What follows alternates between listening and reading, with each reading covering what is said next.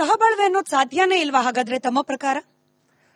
ಶಕ್ತಿಯ ಮೂಲಕನೇ ಶಾಂತಿ ನಿರ್ಮಾಣ ಆಗೋದು, ಕ್ರಾಂತಿಯ ಮೂಲಕನೇ ಶಾಂತಿ. ನಮಗೆ ಶಾಂತಿ ಬೇಕು ಅಂತ ಹೇಳಿ ಭಜನೆ ಮಾಡ್ತಾ ಕೂತ್ಕೊಂಡ್ರೆ ಶಾಂತಿ ಸಿಗ್ತಾ ಇಲ್ಲ ಅನ್ನುವಂಥದ್ದು ಬಹಳ ಸ್ಪಷ್ಟವಾಗಿ 78 ವರ್ಷ ಆದ್ರೂ ಕೂಡ ನಾವೇ ಸಾಯೋದು, ನಾವೇ ಓಡೋದು, ನಾವೇ ಮತಾಂತರ ಆಗೋದು. ನಮ್ಮ ಕಣ್ಣು ಎದುರುಗಡೆನೆ ನಮ್ಮ ತಂಗಿ, ಅಕ್ಕ, ಮಗಳು ಇವತ್ತು ಅಮಾಯಕವಾಗಿ ಬುರ್ಕ ಹಾಕೊಳ್ತಾ ಇದ್ದಾಳೆ, ಗೋಮಾಂಸ ತಿಂತಾ ಇದ್ದಾಳೆ. ಹಾಗಾದ್ರೆ ಶಾಂತಿ ಅನ್ನುವಂಥದ್ದು ಎಲ್ಲಾದ್ರೂ ಒಂದು ಕಡೆ ಇದನ್ನು ತಡಿಬೇಕಲ್ಲ. ತಡೆಯುವಂತಹ ಪ್ರಕ್ರಿಯೆ ಕಾನೂನಿನ ಮೂಲಕ ಮಾಡ್ತಾ ಇದ್ದಾರೆ. ಆದರೆ ಅವರು ದುರ್ಬಲರಿದ್ದಾರೆ. ಅವರು ಯಾವುದೋ ಒಂದು ಅಧಿಕಾರದ ದಾಹದಿಂದ, ಕುರ್ಚಿಯ ಮೋಹದಿಂದ, ತುಷ್ಟೀಕರಣದ ಪರಿಣಾಮದಿಂದ ಇವತ್ತು ಅನಾಹುತ ಆಗ್ತಾ ಇರುವಂತಹದ್ದು ಇವತ್ತು ಈ ರಾಜಕಾರಣಿಗಳು ತಡೆಯಕ್ಕಾಗ್ತಾ ಇಲ್ಲ. ಅದಕ್ಕೆ ಹಿಂದೂ ಸಂಘಟನೆಗಳು ಇವತ್ತು ನಾವು ಬಹಳ ಗಂಭೀರವಾಗಿ ಯೋಚನೆ ಮಾಡ್ತಾ ಇದ್ದೀವಿ. ಒಟ್ಟಾಗಿ ಒಂದಾಗಿ ನಮ್ಮ ದೇಶ ಧರ್ಮವನ್ನು ಉಳಿಸುವಂತಹ ಪ್ರಕ್ರಿಯೆ ನಾವು ಮಾಡಲೇಬೇಕಾಗಿದೆ. ಅದು ಯಾವುದೇ ರೀತಿಯಲ್ಲಿರ್ಬೋದು. ನಮ್ಮ ಮೇಲೆ ಕೇಸ್ ಹಾಕ್ಲಿ, ನಮಗೆ ಲಾಠಿ ಹೊಡಿತಾರೆ ಹೊಡಿಲಿ, ನಮ್ಮನ್ನು ಗಲ್ಲಿ ಏರಿಸ್ಲಿ, ನಾವು ದೇಶಕ್ಕಾಗಿ, ಧರ್ಮಕ್ಕಾಗಿ, ನಮ್ಮ ಹಿಂದೂ ಹೆಣ್ಣು ಮಕ್ಕಳ ರಕ್ಷಣೆಗೋಸ್ಕರ, ದೇವಸ್ಥಾನದ ರಕ್ಷಣೆಗೋಸ್ಕರ ನಾವು ಇದನ್ನು ಸಹನೆ ಮಾಡಲೇಬೇಕು, ಇದನ್ನು ಹೆಜ್ಜೆ ಇಡ್ಲೇಬೇಕು ಅಂತನ್ನುವಂತಹ ನಿರ್ಣಯ ಮಾಡಿ ನಾವು ಹೋರಾಡ್ತಾ ಇದ್ದೀವಿ. ಸರಿ, ಹಿಂದೂಗಳೆಲ್ಲ ಒಂದಾಗಬೇಕು ಅಂತ ಹೇಳ್ತಿದ್ದೀರಿ, ಸರಿಯೇ. ನೀವು ತುಷ್ಟೀಕರಣ, ಓಲೈಕೆ, ಇದರಿಂದಾಗಿ ಈ ಇನ್ನೊಂದು ಪಂಥದವರು ಬೆಳೀತಿದ್ದಾರೆ, ಅವ್ರಿಗೆ ಪ್ರೋತ್ಸಾಹ ಸಿಗ್ತಿದೆ ಅನ್ನೋ ಅರ್ಥದ ಮಾತನಾಡ್ತಿದ್ರಿ. ಈ ಓಲೈಕೆ ಮಾಡ್ತಿರುವ ಪಕ್ಷ, ನಾನು ನೇರವಾಗಿ ಹೇಳ್ತೀನಿ, ನಿಮ್ಮ ಪ್ರಕಾರ ಕಾಂಗ್ರೆಸ್ ಪಕ್ಷ. ಈ ಕಾಂಗ್ರೆಸ್ ಪಕ್ಷದಲ್ಲಿ ಇರುವವರು ಕೂಡ ಹಿಂದೂಗಳೇ ಅಲ್ವಾ? ಅವ್ರಿಗೆ ಯಾಕೆ ಅನ್ನಿಸ್ತಿಲ್ಲ ನಾವು ಹಿಂದುತ್ವದ ರಕ್ಷಣೆ ಮಾಡಬೇಕು, ಹಿಂದುತ್ವದ ಮೇಲೆ ಆಕ್ರಮಣ ಮಾಡ್ತಿರುವವರ ವಿರುದ್ಧ ನಾವು ಶಾಂತಿ ಮಂತ್ರವನ್ನ ಬಿಟ್ಟು ಕ್ರಾಂತಿಯ ಮಂತ್ರವನ್ನ ಪಠನೆ ಮಾಡಬೇಕು ಅಂತ ಹೇಳಿ? ಹಿಂಗೆ ಕ್ರಾಂತಿ ಮಂತ್ರ ಪಠನೆ ಮಾಡೋ ನಿಮ್ಮಂತವರ ವಿರುದ್ಧ ದ್ವೇಷ ಭಾಷಣ ಕಾಯ್ದೆ ತರಲಿಕ್ಕೆ ಹೊರಟಿದ್ದಾರೆ. ಅವ್ರು ಹಿಂದೂಗಳಲ್ವಾ? ಈಗ ಬಹಳ ಒಳ್ಳೆಯ ಪ್ರಶ್ನೆ ಇದು. ಇಡೀ ದೇಶದಲ್ಲಿ ಇರುವಂತಹ ಎಲ್ಲಾ ಪಕ್ಷಗಳಲ್ಲೂ ಹಿಂದೂಗಳಿದ್ದಾರೆ. ಸೊ ಅವ್ರ ಹಿಂದೂಗಳಿಗೆ ಎಲ್ಲೋ ನಮ್ಮ ದೇಶಕ್ಕೆ, ನಮ್ಮ ಧರ್ಮಕ್ಕೆ, ನಮ್ಮ ಹಿಂದೂಗಳಿಗೆ ತೊಂದರೆ ಆಗ್ತಾ ಇದೆ ಅನ್ನುವಂಥ ಭಾವನೆಯ ಮೀರಿ ಇನ್ನೊಂದು ಅವರಿಗೆ ಕಣ್ಮುಂದೆ ಕಾಣಿಸ್ತಾ ಇದೆ: ಅಧಿಕಾರ, ಕುರ್ಚಿ, ದುಡ್ಡು, ಜಾತಿ.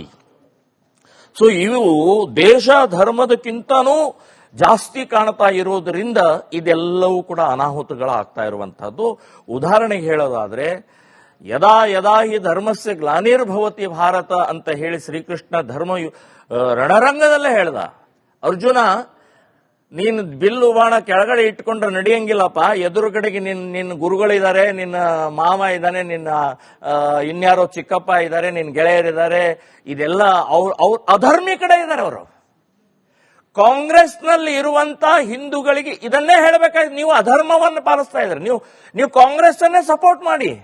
ಆದ್ರೆ ಹಿಂದೂ ಅಂತ ಬಂದಾಗ ಕಾಂಗ್ರೆಸ್ಸು, ಬಿಜೆಪಿ, ಜೆಡಿಎಸ್ ನೋಡದೆ ನಾವು ಹಿಂದೂಗಳಿಗೋಸ್ಕರ, ಹಿಂದುತ್ವಗೋಸ್ಕರ ಕೆಲಸ ಮಾಡುವಂತ ಮಾನಸಿಕತೆಯನ್ನು ಮಾಡಿದರೆ ಮಾತ್ರ ದೇಶ ಉಳಿಯುತ್ತೆ.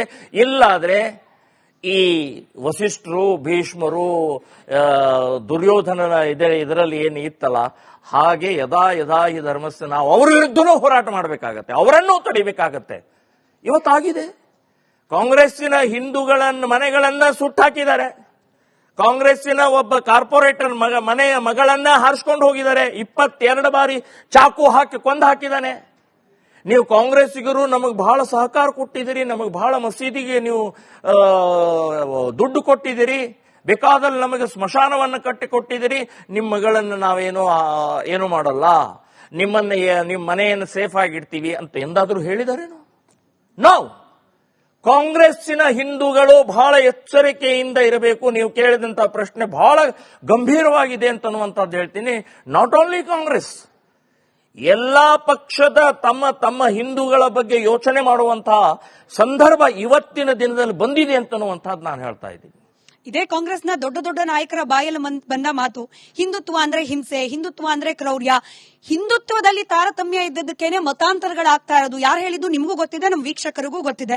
ತಾರತಮ್ಯ ಅನ್ನೋದು ಹಿಂದುತ್ವದಲ್ಲಿ ಇಲ್ವಾ? ಹಾಗಾದ್ರೆ ಜಾತಿ ಪದ್ಧತಿ, ಜಾತಿಯಲ್ಲಿ ಒಬ್ಬನ ನುಚ್ಚವಾಗಿ ನೋಡೋದು, ಮತ್ತೊಬ್ಬನನ್ನ ಅಸ್ಪೃಶ್ಯವಾಗಿ ನೋಡೋದು, ಹೆಣ್ಣು ಮಕ್ಕಳನ್ನ ಮನುವಾದದ ದೃಷ್ಟಿಯಲ್ಲಿ ನೋಡೋದು, ಇದೇ ಆರೋಪಗಳಲ್ವಾ ಹಿಂದೂಗಳ ಮೇಲೆ, ಹಿಂದುತ್ವದ ಮೇಲೆ ಕಾಂಗ್ರೆಸ್ಸಿಗರು ಸೇರಿದಂತೆ ಕೆಲ ಬುದ್ಧಿಜೀವಿಗಳು ಮಾಡ್ತಾ ಇರೋದು? ಈಗ ಒಂದು ತಾರತಮ್ಯ ಅನ್ನುವಂಥದ್ದು ಬರೇ ನಮ್ಮ ದೇಶದಲ್ಲಿ ಹಿಂದೂ ಧರ್ಮದಲ್ಲಿ ಮಾತ್ರ ಇಲ್ಲ, ಎಲ್ಲಾ ಧರ್ಮದಲ್ಲೂ ಇದೆ, ಎಲ್ಲಾ ಜಾತಿಗಳಲ್ಲೂ ಇದೆ.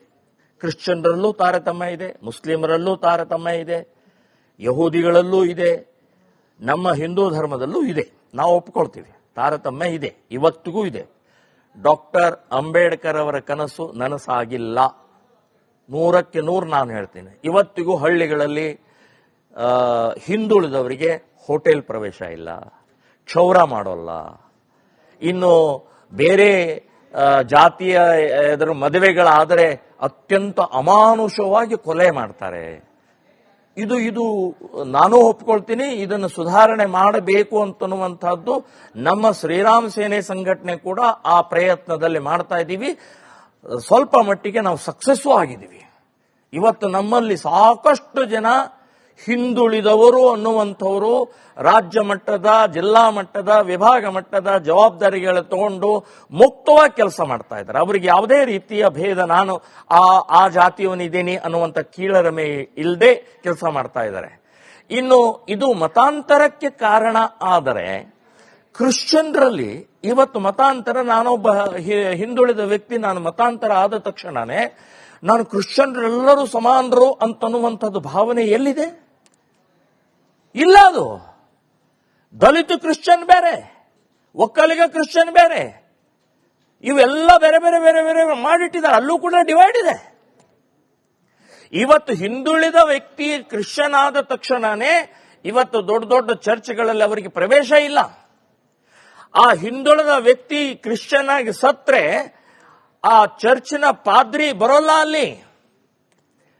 ಈ ಕಡೆಗೆ ಹಿಂದೂಗಳ ಸ್ಮಶಾನದಲ್ಲೂ ಅವನಿಗೆ ಪ್ರವೇಶ ಇಲ್ಲ, ಈ ಕಡೆಗೆ ಕ್ರಿಶ್ಚಿಯನ್ರ ಸ್ಮಶಾನದಲ್ಲೂ ಪ್ರವೇಶ ಇಲ್ಲ. ಎಲ್ಲ ಹೋಗ್ಬೇಕು ಅವನು? ಅತಂತ್ರ ಆಗ್ತಾ ಇದ್ದಾನೆ. ಅಂದ್ರೆ ನಾನು ಹೇಳೋದು ಇದೊಂದು ಭ್ರಮೆ. ಇದು ಹಿಂದೂಗಳ ತಾರತಮ್ಯದ ಮೂಲಕ ಆಗ್ತಾ ಇರುವಂತ ಮತಾಂತರದಿಂದ ಆನಂದವಾಗಿ ಅವನ ಸಮಾನತೆ, ಏಕತೆಯಿಂದ ಇರ್ತಾನೆ ಅಂತನ್ನುವಂಥದ್ದು ಭ್ರಮೆ, ಹುಚ್ಚು ಅಂತನ್ನುವಂಥದ್ದು ಹೇಳ್ತೀನಿ. ಇದರಿಂದನೇ ಸಂಘರ್ಷ ಆಗ್ತಾ ಇದೆ. ಕ್ರಿಶ್ಚಿಯನ್ರು ಬಾಯಿ ಮುಚ್ಕೊಂಡು ನಿಮ್ಮ ಪಾಡಿಗೆ ನೀವು ಇರೋದಾದ್ರೆ ಸಂಘರ್ಷ ಆಗೋದಿಲ್ಲ.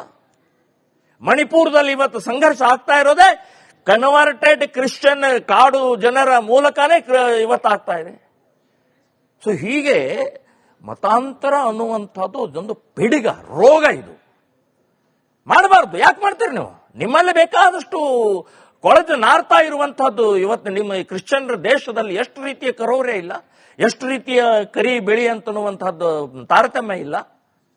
ಸೊ ನಮ್ಮ ದೇಶದಲ್ಲಿ ಆ ರೀತಿಯ ಇದೊಂದು ಭ್ರಮೆ ಹುಟ್ಟಿಸಿ ಈ ಪ್ರಕ್ರಿಯೆಯನ್ನು ಮಾಡ್ತಾ ಇದ್ದಾರೆ. ದಲಿತರು ಹಿಂದೂಗಳೇ, ದಲಿತರು ನಮ್ಮ ಅಣ್ಣ ತಮ್ಮಂದ್ರೆ, ದಲಿತರು ಇವತ್ತು ನೀವು ಬೇರ್ಪಡಿಸುವಂತ ಪ್ರಕ್ರಿಯೆ ಇಲ್ಲ. ಹೌದು, ನಮ್ಮ ಮನೆಯಲ್ಲಿ ಕೆಲವೊಂದು ದೋಷಗಳಿದಾವೆ, ಅದನ್ನು ಸರಿ ಮಾಡ್ತೇವೆ ನಾವು. ನಮ್ಮನೆ ಇದು.